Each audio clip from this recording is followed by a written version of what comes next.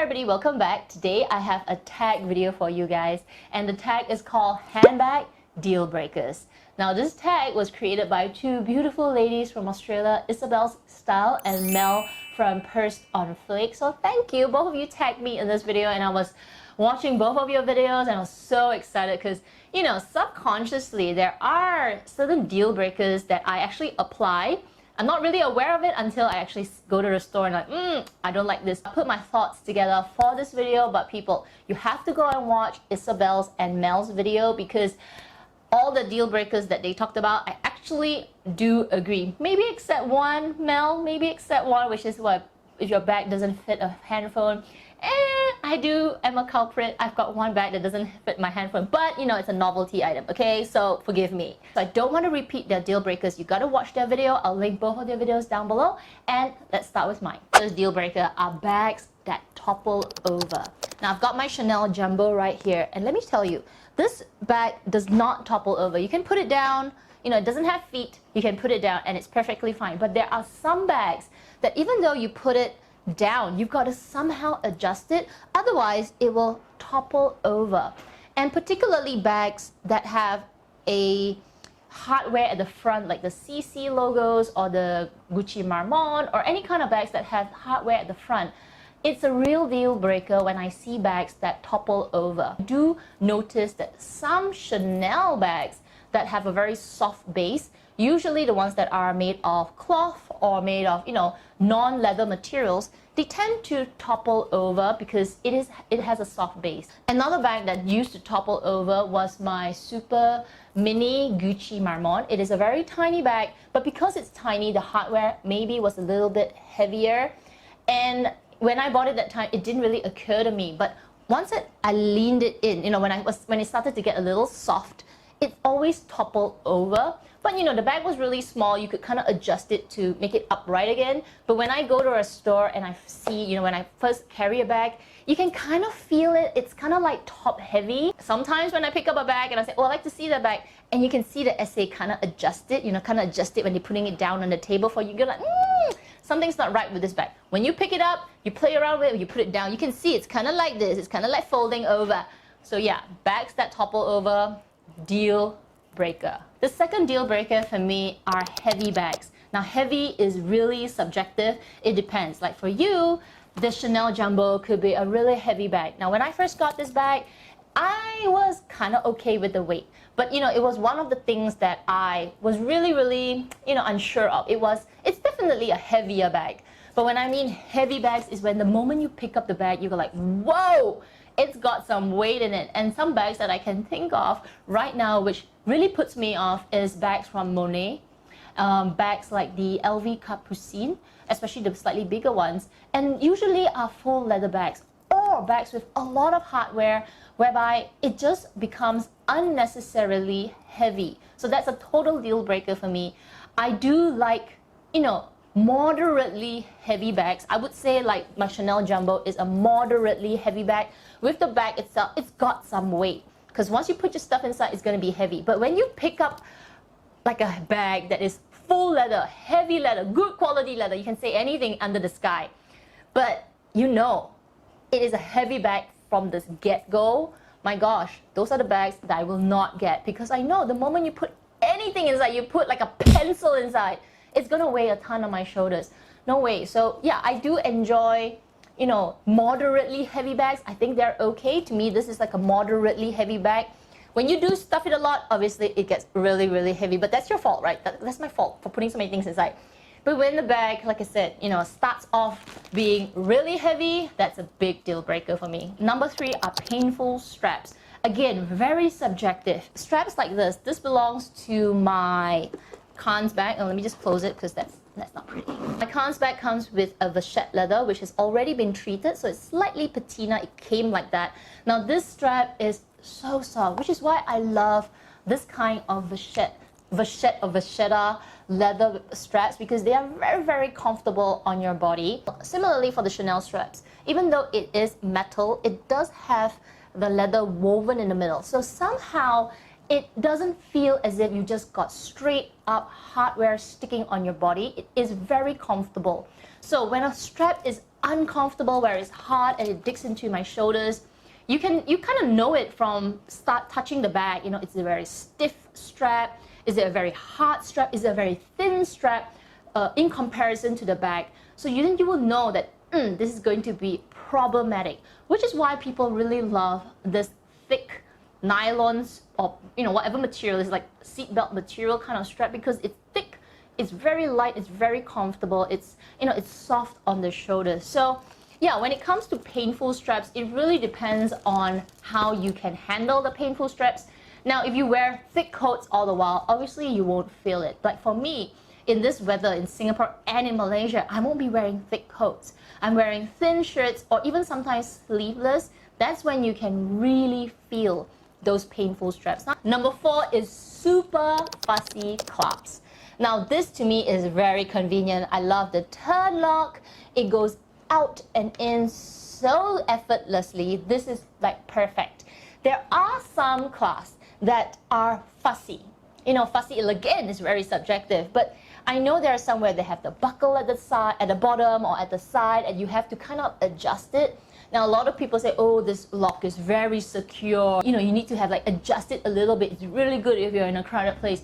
But honestly, fussy locks are a no-no for me. I don't like them. It is even more irritating if you have to make sure the top flap and the bottom part, both clasps are exactly 100% aligned before you can clip them together. You're like,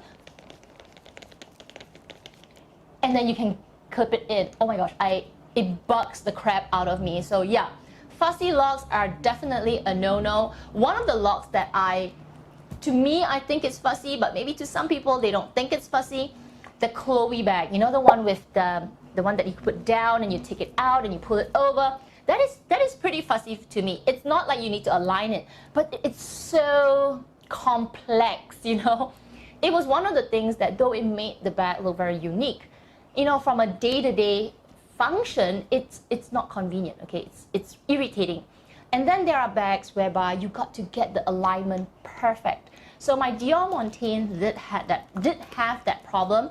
You have to kind of, push it forward a little bit, make sure the clips go right in, and then it's a little bit fussy, yet it's not fussy as some other bags I've seen. On a hindsight, that bag, a lot of people did complain about the clasps. I think if you fill it up, that bag, you will find it's really hard to close. But there are some bags, like I said earlier, from the get-go, even if there's nothing inside, it's already, gonna clip it, you gotta press underneath, you gotta press at the side. Oh my gosh, whoever thinks that is a great feature? No. Next deal breaker also has something to do with the opening and closing, and that's super strong magnets. Now, I can think of 2 bags right now off the top of my head that have super strong magnets. It is the LV Clooney bags and the YSL college bag. Oh my gosh, have you guys ever felt those bags? The magnets goes like, and I'm like, why? I know you want to have great protection for the bag, it's very secure and all, but have you ever tried it in real life? When you close it, it goes boom, very secure, right? But as you pull it, you can see the leather just being pulled together with the top magnet, and it freaks the crap out of me. I've seen it for the Clooney, and they have 2 left and right side, 2 super strong magnets. It's crazy. It's so strong that you can actually see the indentation on the bag because of the magnets. The other bag is the the YSL college bag. I've tried this bag so many times in the store, and I even asked the SAS head, does this magnet ever get less strong? And they're like, no. Can you even see the material being pulled up? Though I've asked many friends who have had this bag, and they said that, it doesn't really damage the bag, it's just very secure, the leather is really good quality. But for the life of me, you don't need such a strong magnet. So it is a real deal breaker for me. I have to love the bag so much that I can, just kind of get over the feeling of the magnet, which is one of the reasons why, even though I really, really like the YSL college bag, I feel like it fits my black bag criteria, but oh my gosh, the magnet is the one that stops me. I have to really, really, really love the bag so much for me to say, fine, I'll deal with a magnet. My next deal breaker is kind of like a continuation from Mel's deal breaker. Spoiler alert, she talked about the material. Now, for me, the material that I will not get are silver, gold, or any kind of really metallic bags. Now, this was something that I had to learn. Like, I could have bought something if I didn't know that metallic bags, this kind of material fades over time. And I knew about this because there was one silver bag in Chanel many years ago that I was like crazy about. That time it wasn't a deal breaker because I really wanted to get that bag. But my essay told me quietly, said, do not get any kind of silver bags because over time it loses its that shine and glow and all, you know, it doesn't look as silvery as you first get it. And that kind of silver can, I can't remember, did she say fade or just, you know, rub away? So when I knew about that, I said, how do you repair that? Can you ever fix it? Is it no? Unlike just leather bags where they can spray over with the silver, if it's damaged, it's damaged. Kind of like patent leather, right? So it's pretty scary when I heard about it. So now when I see gorgeous gold bags or silver bags, whatever, it's a champagne gold or like metallic green or metallic purple, no matter how beautiful the bag design is, no matter how amazing it looks on others, it's not for me. My final deal breaker are overly embellished bags. I'm talking to you, Chanel. Now, Chanel has come out with beautiful bags, but they tend to do, you know, seasonal pieces which are embellished. For example, they came up with one which had bag charms on it. I think it was a reissue bag. And then they came out with the pearl bag, which everybody went crazy about.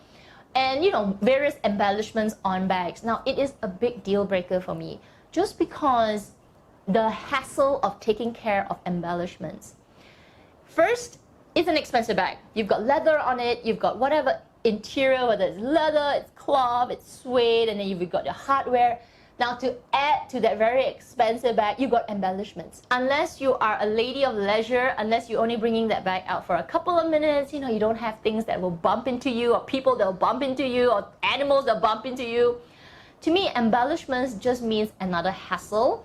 One type of embellishment, which is a real problem, and I used to have one of it, it's also like a lesson learned. I think a lot of these deal breakers now are lesson learned as well, was my Chanel Deville tote. So the Chanel word was embellished with sequins. Oh my gosh, what a mistake, because I was always afraid of bumping the sequins on, you know, furniture, people, my car, you know, scraping it on, you know, sharp corners.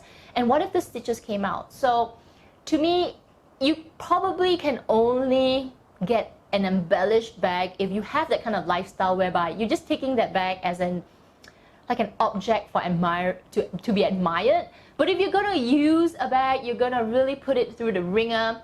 Embellishments are just another pain to take care of. Those are my 7 deal breakers, but people, you have to watch Isabelle's and Mel's video because I agree with their deal breakers as well, all right? Really, when it comes to, I'm not going to give you any spoilers, all right? You just have to go and watch their videos because they did make some really, really good deal breaker comments. So please go and check them out. I've listed their videos down below. Now, I'm going to be tagging some gorgeous people as well to do this video because, you know, sometimes it's great to hear other people's opinions about why a certain feature or function or bag type is a deal breaker. I think it's very, very good because we have a luxury community here and we learn from each other. It's not like, you know, a cheap item to invest in. So we should always get advice from other people who have, you know, like me, bought something and then realized, problem, we need to get something else, don't do that again. So it's great to hear other people's advice. So I am going to be tagging quite a few people. Please check out your names in the description box below. And for you guys as well, you know, if you're not a YouTuber, you're not on Instagram, you're just commenting, comment in the comment section down below. What are your deal breakers? Come on, tell me, okay? Because I made a lot of mistakes over the years of buying luxury. So anyway, I hope you enjoyed this really fun tag. Bash that like button if you enjoyed this video. Subscribe if you want to, and hit that notification bell so that you'll be notified every time my videos go up. Otherwise, you guys take care, and I will see you in my next video. Bye!